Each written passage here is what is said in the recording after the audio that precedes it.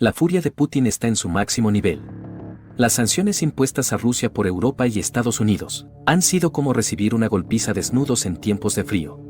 La Unión Europea impidió a todas las aerolíneas rusas sobrevolar su espacio aéreo, como parte de sus sanciones. A esto le siguieron declaraciones similares de Noruega, Islandia, Reino Unido, Canadá y Estados Unidos. Enfurecido por estos bloqueos, Putin también decidió prohibir a 36 países el uso de su espacio aéreo, incluidas todas las aerolíneas de la Unión Europea, Reino Unido, Canadá, Estados Unidos y Japón. Todas esas acciones van a generar cambios en todo el mundo, pero, ¿cuáles son esos cambios? ¿Cómo se verán afectados los países involucrados? ¿Se agravará la situación global? Todas esas son preguntas que vamos a responder en este video, con explicaciones que te ayudarán a prepararte para el futuro cercano. Las tensiones entre ambos países ya existían desde hace mucho tiempo, pero tras meses de concentración militar a lo largo de las fronteras, Rusia logró invadir a Ucrania, lo que provocó el mayor conflicto militar entre dos estados en Europa desde la Segunda Guerra Mundial. Más de 200.000 soldados rusos con armas, tanques, camiones y aviones, cruzaron la frontera ucraniana por 3 frentes diferentes. Hay que recordar que las guerras suelen librarse y ganarse en el transcurso de meses o años, así que aún es demasiado pronto para saber cómo se desarrollará todo esto. No obstante, es seguro decir que se han notado cambios a lo largo del mundo en el tiempo transcurrido desde el inicio de este conflicto. Ninguna de las consecuencias negativas del resto de los países podría llegar a compararse con las que le tocará vivir a la propia Ucrania. Su país es el que está siendo invadido y bombardeado, y su existencia se ha vuelto un dilema. Aún no sabemos la magnitud de los daños, pero serán muy graves. Ucrania sentirá estos efectos durante mucho tiempo. De hecho, su situación ya está empeorando cada vez más, y se calcula que podría haber hasta 10 veces más refugiados que durante la crisis migratoria europea de 2015. Entonces, si la guerra continúa, la destrucción y la crisis de refugiados crecerán. Más de 2,5 millones de ucranianos se han visto obligados a huir del país como refugiados. Si la guerra se prolonga, podría haber hasta 10 millones de refugiados ucranianos huyendo a Europa. Pero huir de estos territorios no es algo fácil, ya que han aplicado muchísimas restricciones a los vuelos. De hecho, el espacio aéreo ucraniano ha estado aislado del resto del mundo desde el estallido de la guerra. Aunque Ucrania no es el único perjudicado en este conflicto. En realidad, parece que el Kremlin no imaginaba que la invasión fuera a ir de esta manera. Putin y los militares rusos subestimaron lo fuerte que sería la resistencia ucraniana. Tampoco pensaron lo suficiente en su propia logística y suministros. Ahora el conflicto está durando más de lo que pensaban y la situación es muy peligrosa. Con las sanciones occidentales, los militares rusos se están quedando rápidamente sin dinero. Igualmente se vieron afectados a nivel aéreo. Al poco tiempo de la invasión, la Unión Europea impidió a todas las aerolíneas rusas sobrevolar su espacio aéreo, como parte de sus sanciones. A esto le siguieron declaraciones similares de Noruega, Islandia, Reino Unido, Canadá y Estados Unidos. Como represalia a estos bloqueos, Rusia también decidió prohibir a 36 países el uso de su espacio aéreo, incluidas todas las aerolíneas de la Unión Europea, Reino Unido, Canadá, Estados Unidos y Japón. Entonces, como consecuencia de las tensiones entre Rusia y Occidente, las aerolíneas occidentales han dejado de volar a Rusia y las rusas a Occidente. Esto ha creado una zona nómada en medio de Europa, donde nadie vuela. La zona abarca Ucrania, Bielorrusia, Moldavia y el oeste de Rusia. Las aerolíneas rusas se adhieren a sus propios corredores de vuelo para evitar problemas. Por su parte, las aerolíneas europeas se esfuerzan por encontrar nuevas rutas que eviten el espacio aéreo ruso. Esto es un problema, porque Rusia es un país enorme y está bloqueando muchos vuelos occidentales que viajan entre Europa y Asia Oriental. Por ejemplo, antes de la reciente guerra, Air France solía volar de París a Tokio con normalidad, pero ahora tienen que tomar una ruta más larga, que añade 2 horas y 30 minutos al tiempo de vuelo. Hay muchos otros ejemplos similares, pero el impacto en la industria de la aviación no es algo nuevo. En realidad, es similar a lo que ocurrió durante la época de la Guerra Fría. En aquella época, Rusia denegaba el acceso a su espacio aéreo a las compañías occidentales. Esto causó problemas, porque los aviones no cargaban tanto combustible como ahora, así que los vuelos que viajaban entre Japón y Europa Occidental tenían que parar para reabastecer. La principal parada para reabastecer fue una ciudad de Alaska. Fue una escala importante para los vuelos entre Europa y Asia durante la Guerra Fría. Pero cuando la Guerra Fría terminó, ya no era necesario volar a través de allí. En los últimos meses, Rusia ha vuelto a cerrar su espacio aéreo a Occidente, por lo que esa zona vuelve a cobrar importancia. Su ubicación en Alaska la convierte en un lugar perfecto de escala para los vuelos internacionales. Ahora bien, muchas aerolíneas chinas aún pueden volar a través de Rusia, lo que las pone en ventaja en comparación a las de otros países. Por ejemplo, el vuelo de Lufthansa de Frankfurt a Pekín ahora tiene que añadir horas de vuelo hacia el sur para evitar a Rusia, pero Air China no tiene que hacerlo, porque sigue volando directamente a través de Rusia. Del mismo modo, el vuelo de Air France entre París y Seúl debe ahora volar por una ruta mucho más larga y costosa hacia el sur, mientras que Korean Air puede seguir volando directamente a través de Rusia. De esta forma, las aerolíneas occidentales se enfrentan a una grave desventaja económica en todas estas rutas entre Europa y Asia, mientras que sus contrapartes asiáticas son inmunes a la prohibición del espacio aéreo ruso. Todo esto da a entender de cierta manera que, al parecer, ha vuelto la Guerra Fría entre Occidente y Moscú, algo que muchos pensaban que había terminado en 1991. Parece que ha estado en pausa durante los últimos 30 años y ahora vuelve a empezar una vez más. Además del problema de las aerolíneas, existen muchos otros problemas que parecen apuntar al renacer de ese conflicto. Por ejemplo, en Suecia y Finlandia, cada vez más gente vota a favor de entrar en la OTAN, pero Rusia les ha amenazado con consecuencias si siguen adelante con ello. La admisión de Finlandia en la alianza sería polémica, porque tiene una gran frontera terrestre con Rusia y está cerca de San Petersburgo, la segunda ciudad más grande de Rusia y ciudad natal de Vladimir Putin. Durante décadas, en la primera fase de la Guerra Fría, la Unión Soviética intimidó a Finlandia para que se mantuviera siempre neutral entre el este y el oeste. Puede que se mantengan así durante un tiempo más. Pero entre los mayores cambios que ha provocado la guerra de Putin en Ucrania, se encuentra la revolución que está experimentando Alemania en relación a la doctrina militar y a su defensa. Durante una increíble sesión del Bundestag alemán, el nuevo canciller Olaf Scholz anunció una serie de medidas estremecedoras. Las Fuerzas Armadas alemanas recibirán $113.000 millones para mejorar rápidamente. Después, recibirán más dinero cada año para seguir mejorando. Esto significa que su presupuesto anual aumentará a unos $78.000 millones, lo que convertiría al presupuesto del ejército alemán en el tercero más alto del mundo, estando solo por detrás de China y Estados Unidos. Y claro, esto le situaría por delante del presupuesto militar de Rusia, lo que implica que rápidamente, el ejército alemán podría convertirse en el más poderoso de Europa por primera vez en casi un siglo. La otra razón por la que Alemania figura en todo este conflicto es porque ha accedido a enviar ayuda crucial a Ucrania. Se trata de una gran sorpresa, ya que Alemania se había mostrado reacia a apoyar a Ucrania en su conflicto con Rusia. También ha acordado suspender el proyecto de gasoducto Nord Stream 2, que habría traído más gas natural de Siberia y Rusia. Este proyecto era muy caro, ya que costaba más de $11.000 millones. Tal medida será difícil para la economía alemana, pero muestra su solidaridad con Ucrania. Si te preguntabas por qué le sería tan complicado, es debido a que Alemania depende mucho del gas natural ruso.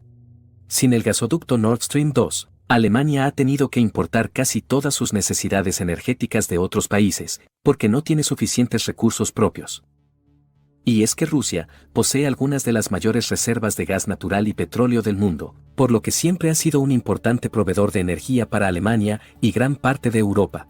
Rusia suministraba a Alemania un tercio de su petróleo y la mitad de su gas natural, a través de los gasoductos construidos a lo largo de muchos años desde Siberia hasta Europa. Italia y Francia también importan muchos combustibles de Rusia. Se puede decir que, cuanto más cerca están los países de Moscú, más combustibles suelen importar. Tal fenómeno se debe a que no hay mucho petróleo ni gas natural en el continente europeo. En cambio, hay grandes cantidades de estos recursos alrededor del perímetro de la Unión Europea. Es decir, en el Mar del Norte, entre el Reino Unido y Noruega, y en la Siberia rusa. La dependencia de la Unión Europea de esas importaciones de petróleo y gas es lo que limita sus capacidades para hacer frente a las agresiones de Rusia. Para superar esta dependencia y la inseguridad energética, la Comisión Europea ha propuesto un plan de 10 fases, para alcanzar completamente la independencia de los combustibles rusos en 2030. Pero harán falta años para ello. Y hasta que ocurra, Europa seguirá comprando petróleo y gas a Rusia. Este dinero se destinará a financiar la maquinaria bélica rusa, pero no hay muchas alternativas entre las que Europa pueda elegir. Noruega, el segundo mayor proveedor de gas a la Unión Europea, ya está al máximo de su capacidad, y no puede proporcionar más de lo que ya está produciendo. Otra solución que en teoría la Unión Europea podría realizar es sustituir parte del gas ruso por gas natural licuado, importado en buques cisterna desde países aliados. Pero esta estrategia también plantea muchos problemas. Por ejemplo, Europa no dispone de las infraestructuras necesarias para importar gas natural licuado. Para ello, necesitan terminales de procesamiento en los puertos, que puedan tomar el gas licuado de los buques portacontenedores, devolverlo a su estado gaseoso y bombearlo a los gasoductos. Desgraciadamente, en Europa hay muy pocas terminales de este tipo. De hecho, potencias mundiales como Alemania no tienen ninguna. Así que, para empezar a importar gas natural licuado a gran escala, los alemanes tendrán que construir nuevas terminales. Pero eso va a costar miles de millones de dólares y tardará años en llevarse a cabo. Aunque incluso, si la Unión Europea lograse armar la infraestructura rápidamente, la cadena de suministro de gas natural licuado ya está muy limitada. Es decir, no hay suficiente gas para satisfacer la demanda de economías como China, Corea del Sur y Japón. Si de repente la Unión Europea empezara a comprar gas natural licuado a gran escala, el precio para todos aumentaría drásticamente. La Unión Europea también podría depender un poco más de sus limitadas fuentes nacionales de gas, pero esto también es muy problemático. El mayor yacimiento de gas natural de Europa es el de Groningen, en Holanda. Durante décadas, este yacimiento proporcionó gas que abasteció a gran parte de Holanda y al resto del continente. Sin embargo, debido a los recientes acontecimientos en Rusia, Holanda ha decidido continuar la extracción hasta 2028. Esto podría tener consecuencias desconocidas para el futuro. Queda claro entonces que no hay muchas más alternativas para la Unión Europea. En teoría, podrían construirse nuevos gasoductos a partir de otras fuentes, como los yacimientos de gas en torno a Israel y Chipre, o los de Nigeria, pero al igual que la construcción de la infraestructura de gas natural licuado, estos proyectos costarán miles de millones de dólares y tardarán años en desarrollarse. Además, cada uno de ellos solo sustituirá a una fracción del gas que Rusia es capaz de bombear al continente. Mientras tanto, a diferencia de Europa, Estados Unidos tiene muchos recursos naturales. Cuenta con mucho petróleo y gas dentro de sus fronteras, dentro de algunos de los yacimientos más grandes del mundo en Texas, Alaska, Dakota del Norte y el norte de Pensilvania. Esto significa que el 65% del suministro estadounidense de petróleo y gas se produce en el país. Como resultado, Estados Unidos tiene mucha más seguridad energética que Europa, y puede tomar decisiones sobre Rusia sin tanta preocupación. Por eso, no fue difícil para el presidente Biden decidir prohibir la importación de petróleo y gas rusos, pues los combustibles rusos solo aportaban menos del 2% del suministro total estadounidense. Estados Unidos puede sustituir fácilmente la diferencia prohibiendo las importaciones rusas, pero Europa no puede hacerlo tan fácilmente. Por eso los rusos saben que pronto no podrán vender combustibles a Occidente. Se han estado preparando al vender cada vez más a Asia, donde muchas de las principales economías aún no se han sumado a las sanciones contra Rusia. En la actualidad, Europa sigue siendo el principal cliente de gas ruso, con unas compras anuales de 200.000 millones de metros cúbicos. En comparación, China solo compra a Rusia 38.000 millones de metros cúbicos al año. Aunque los últimos acontecimientos podrían cambiar esta situación, ahora mismo es probable que China no se conecte a los mismos yacimientos de gas que utiliza Rusia. Sin embargo, existe un acuerdo que podría permitir la construcción de un segundo gasoducto, desde esos mismos yacimientos directamente a China. Si esto ocurriera, se duplicarían las exportaciones rusas de gas a China.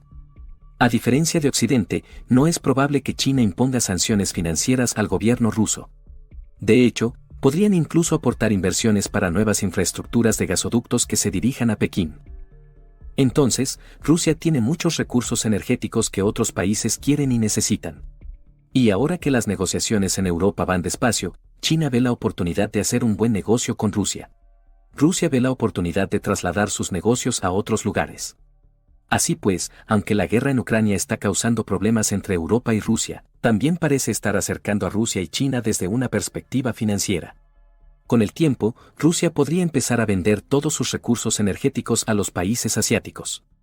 Y desde la perspectiva de China, lo que ocurra en Ucrania podría ayudarles a entender cómo podría ser una futura invasión china a Taiwán.